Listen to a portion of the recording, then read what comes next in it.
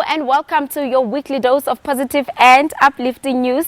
I am your host Pule Mulebati and you are watching Stories Untold. Today we take you on an entrepreneurial journey starting from the Eastern Cape all the way to KwaZulu-Natal, and we bring it right here in Gauteng. Let's begin with the story of a successful property developer, Frank Ngwenya, who is in the Eastern Cape. Frank at some point in his life did not have a place to call home, but today he is building dream homes for other people. Let's have a look at his story. It took the loss of his parent for Frank Ngwenya to tap into his full potential. At the age of 14, Frank knew that the only way to survive the hustle and bustle of Johannesburg was to rely on himself.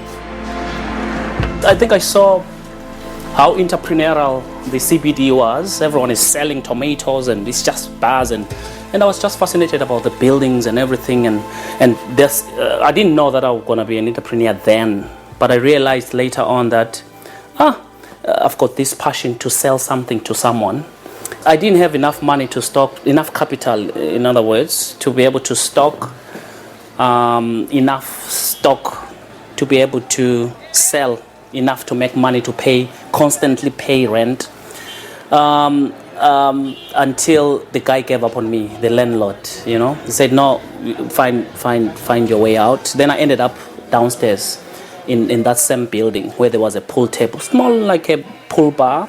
Then I ended up there, sleeping there overnight, playing pool, maybe sleeping 4 or 5 hours. During the day I'm busy running around the streets selling, come back at night.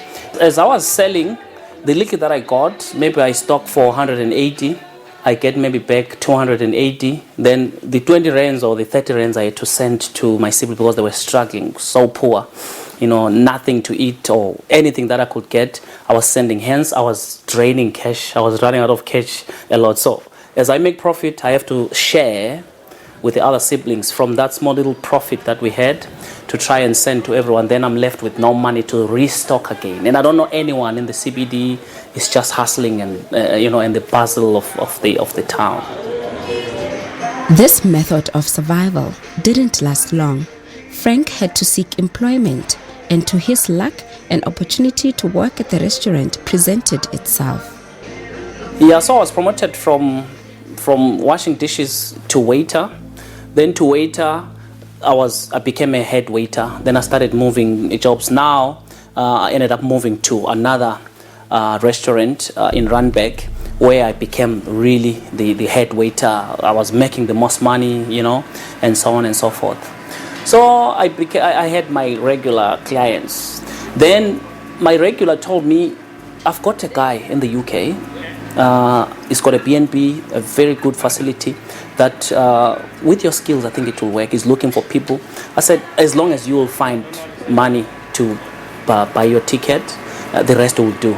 Everywhere where I was working, even when I was in South Africa, I was always thinking, I have to do something. I have to do something about myself. So while I was in the UK, it was just something that continued with me, but I didn't realize that I'm entrepreneurial. So I started I started loving property. Property development, buying properties and all that. I started studying it and doing everything because I remember I left South Africa I was young, so I ended up finishing my studies while in the UK. So now when I was there in the UK, I started buying properties back in South Africa with a well-known bank. So I was buying from online. I fill in the form. Then the bank gave me 50%. I managed to accumulate 5 of them. Then that's when I began to say, I'm starting the entrepreneurship, the real one now. After I bought all those properties, that's when I met my beautiful wife, by the way, there in the UK. And I convinced her, that was 2006. Then I convinced her, I said, let's go back. How much have you raised? Also, I said, I've raised 150. Give it to me. Why not? Let's go and invest. Look, I have 5 properties. Let's come back. We came back. Then as I came back here, I was really not knowing what I was doing. I have all these properties. I don't know what to do with them. I don't know how to manage them. I don't know how to keep them running. Then it was literally repossessed for owing the bank just a bit, not a lot, but they took just about everything. I was investing less on the business and investing more on my lifestyle, things around me, meaning the car, this and that, and I always want this. Maybe I'm not a watch person, but for example, maybe you want a big watch or you want that shoe. So instead of, I was thinking, when I've made 100,000, all 100,000 is mine, you know. So there was no education for me to say, okay, you've made 100,000, maybe your money is 5,000 from there. So we have to put it back to the business until, you know, later on, then you do. So I kept on just doing both, not calculating well, although that naivety made me really to lose again. We wanted a nice life, going to have a nice house, driving 2 cars. I love big cars. I just wanted that.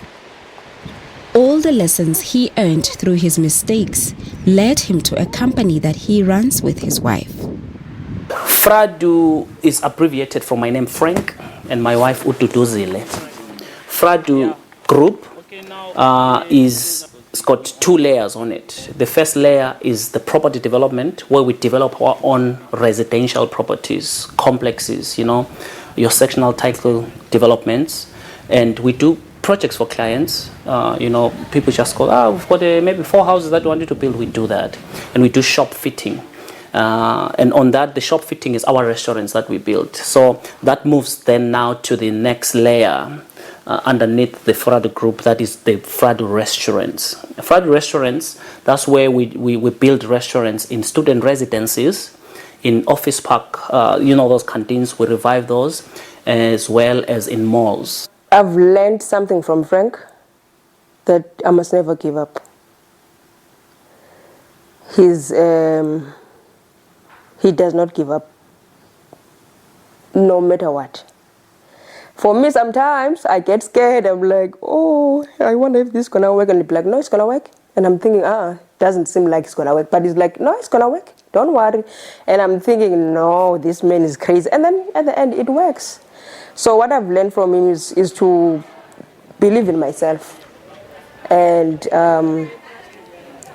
focus. That whatever happens around, I must not lose focus. Frank is currently running his family business and employing his siblings, whom he left behind to pursue his passion. Today, they have reunited and are building an empire together. I came here, the business was about to close down. Customers were not coming in, but when I came, since I had a background of a waitress, I used to be a waitress for quite some time. So I took my experience from the previous job and then I implemented it here. And everything is going fine. We're doing bookings, we are busy every weekend, we're making money. Frank travels across the world sharing his story to motivate aspiring entrepreneurs to rise above the challenges that come with running a business.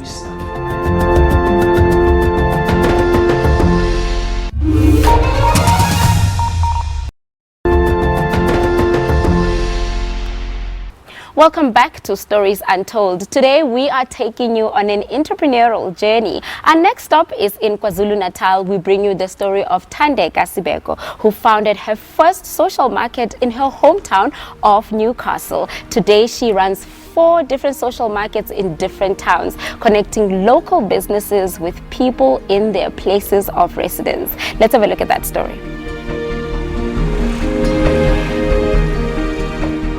Thandeka Sibeko is rising up the social market scene in her home province of KwaZulu-Natal, KZN. She organizes 4 open-air markets in 4 different towns, but it all began because of the love she has for her small town, Newcastle. So when I started the social markets, it was not about, like, it was never about the money or wanting to be popular, or, you know, sometimes people start things because they want to be popular or they want to hang with a certain caliber of people. For me, it was like, ngabona lento le la ngibone khona ngathi yabo lento le mangathiwa ngiyenze Newcastle ngeke izibenefit mina kuphela izobenefit abantu abaningi. Today, Thandeka is on the expansion mode. Social Market Movement is a pop-up market that happens every first Sunday and last Saturday of the month. We host it in 4 different towns. We started in Newcastle, and 2 months ago we launched in Ladysmith. Last month we launched in Forecrest, and in December we'll be launching a market in Vryheid. While Thandeka might be currently considered a youngster, she was even younger when she first got inspiration to go into business. She was still at varsity and living in a different province. Initially, how I started the social market was that after I was studying in college in Bloemfontein, so I was doing my last semester and I decided to go and exhibit Skuma markets and like become a food vendor. So I went to one of the markets. I was like, okay, my semester is almost done and I have to go back home. So because I couldn't find a job, I was like, okay, what can I do while I'm still at home that's gonna keep me busy? So like probably I could start something like this back home because we've got festivals that are big, but we don't have like a monthly market that's focused on small businesses and building local talent. So I went back home, which was 2015. Unfortunately, her first 2 attempts were a flop. When I started, we had less than 50 people, and majority of the people that were there were people that I knew or the performers and people that came to exhibit. So it was 50 people. The second one I was like, you know what, let me try again. So it was December. You know, when you're trying to introduce something new in December, especially in events, it has higher chances of it's not going to work, especially if it doesn't involve a well-known artist. So I did one in December, it rained, no one came. I decided to take a break in January. Sadly, these failed attempts almost got Thandeka broke, a lesson of the many hills entrepreneurs have to climb. The challenge was me starting over again and being in debt.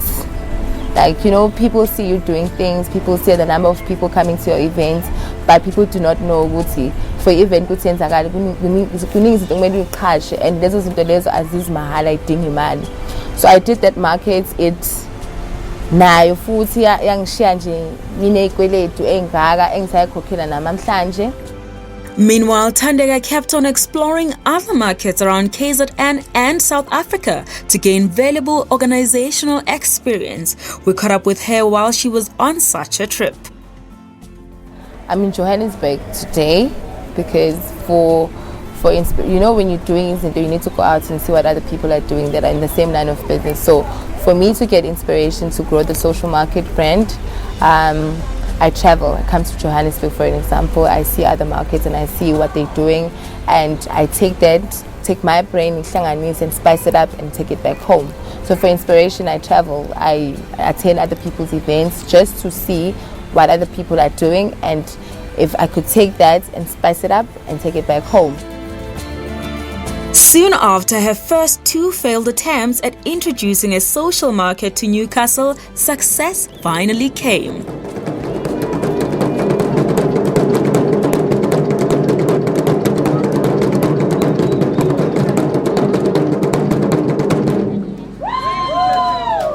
And today, Thandeka is the pride of her community. I like what is Thandeka doing because I think she's giving young businesses an opportunity of and as young people, we come here to chill, but at the same time, it's only chance to advertise on my businesses they come and so yeah, it's a very cool place. I should say people should come here. The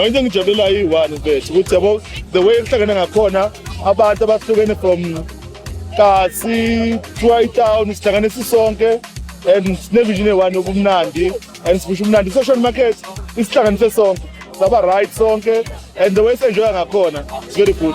Namanje namhlanje, moye Newcastle social market, umuntu uzokutshela nge-social market, I understand, and it's something that was started by a girl who comes from a small town, who's not popular. It doesn't come from a rich family who does not have connections. Because when someone asks me connection, mina, literally everyone that people told me I need to do this thing or someone or connected dingayo. No one needed to introduce me to them. I went to them, I knocked, and I think actually I know because they could see how passionate I am about Lente Funugenza. Despite all the challenges, this young and determined entrepreneur from a sleepy town in KZN has awakened to a brave new world of endless possibilities. I mean, I would say there's nothing about my journey that I regret. You know, from being stabbed at the back, from losing friends, from almost losing my business. there's nothing that I regret, because it's those things that got me where I am today. You know, sometimes people do bad things to you thinking they're killing you, but they're making you a stronger person. So literally anyone that has tried to sort of make my journey hard, they're actually doing me a favor, because if it was not for them, I wouldn't be here today. I wouldn't be doing what I'm doing today, and I wouldn't be as strong as I am today. I wouldn't be a strong business woman. I wouldn't be a strong businesswoman today if it wasn't for them.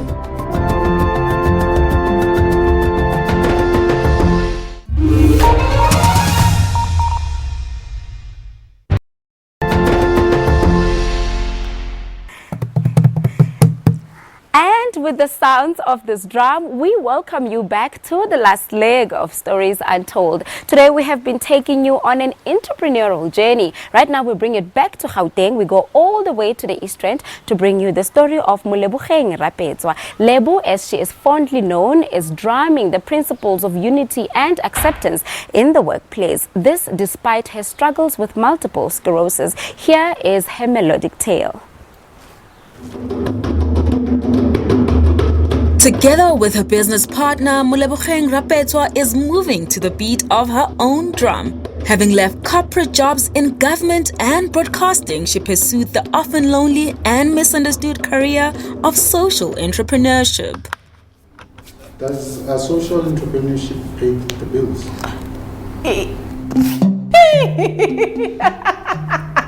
Does it really? No. But the funny part is actually does. The only challenge with it, it's not understood.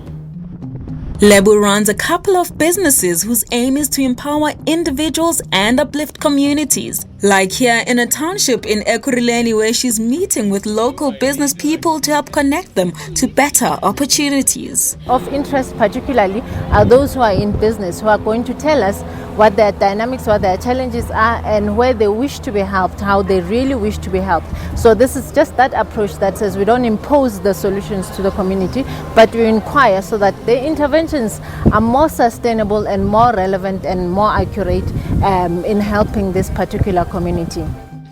Part of a business is also a bit more upbeat, bringing exciting rhythms to often difficult discussions that need to be had. In the corporate world, you have social issues. So people come to work carrying whatever they are going through at home.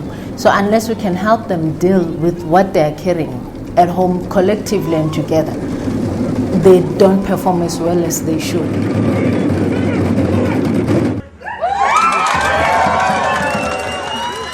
Together with Reggie Skeppers, their company Moshito wa Africa harmonizes strategic conversations with drumming. Lebo just invited me one day to a school event, and then we realized that it works really well together, the drumming, because the drumming prepares people's hearts and minds. It gets them to participate more. They volunteer their stories.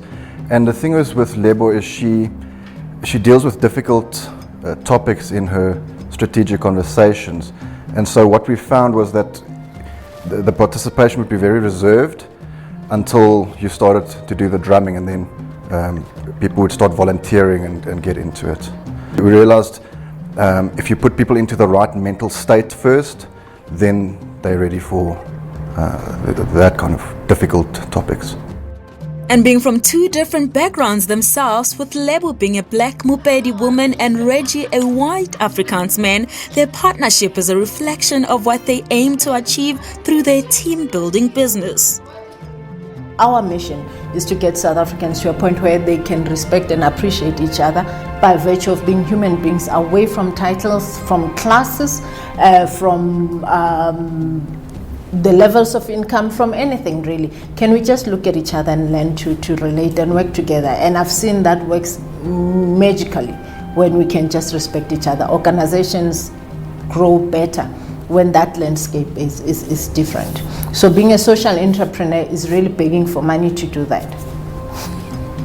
Which doesn't always work out, but where we've been, we've really gotten positive feedbacks.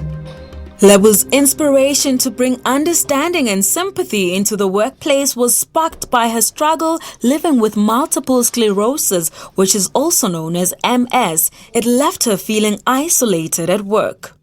My symptoms were so bad that I had incontinence, so I couldn't even hold up my pee.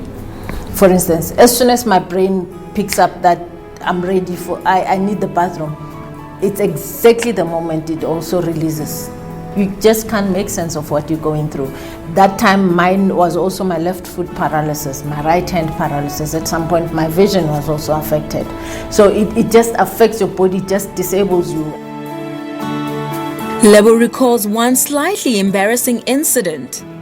One moment I'm coming to work, I try to get out of bed and my body is refusing to move. I call my helper now, first thing I need the bathroom. My helper comes, carries me to the toilet. I'm at the toilet, my helper calls my mom, who came to stay with me as soon as they realized there was something. My mom is sitting with me in the toilet. Now I'm sitting and I can't get off the toilet seat. And I remember my mom saying, would you like me to wipe you? I'm like, the world is just so wrong right now. There's no way my mom is going that far, but that was my world. In 2014, Lebo was told she had just 2 more years to live. I was just in and out of hospital continuously, and the final treatment they had given me, I was now going to the 3rd time. Having picked up a lung clot in my chest at some point, I remember my family crying in hospital thinking now she's dying, at that moment in time. And I remember saying to them, it ain't happening yet. I'm not dying. God hasn't said anything yet. That was a life-changing moment for her when, although almost entirely paralyzed, she decided to adopt an active life both to improve her own well-being as well as that of others. The first step rather was, I need to be able to walk. What am I going to do? So I couldn't raise my family's expectations and anybody's expectations. So I started waking up at 5 in the morning when it was dark. It was winterish. I would go to the garage, pull myself into the garage. When everybody's sleeping, I remember my aim was to touch the ceiling or the rafters in the garage. So I would start jumping just this much. And I'd feel, okay, I jumped, I did it. And I'd be like, tomorrow you can do more. Just keep waking up. Nobody has to know. So every day, and I eventually jumped. And I thought, let's try the road. Can you run? And I got out and I went to the road silently. And I saw my body really responding and really becoming positive. And after running, I feel a whole lot better every day. After doing some physical activity, I genuinely feel much better. I didn't really know anything about MS when we met, but just her fighting spirit always impressed me, that she never let it get her down. I wasn't even aware that it was potentially life-threatening. So it was inspiring to see, to see her meet the challenge and refuse to give up. I found that very impressive. Although there is no cure for multiple sclerosis, Lebo is, however, well on the road to recovery, one step and drumbeat at a time. And on that beat, we pause things here for this week. Remember, we took you on a very informative journey of entrepreneurship, and we thank you so much for watching. Remember, you can catch all these stories on our YouTube channel, searching for Stories Untold SABC. Alternatively, go on social media and tag us using Stories Untold SABC. Thank you once again for watching. Until next week, goodbye.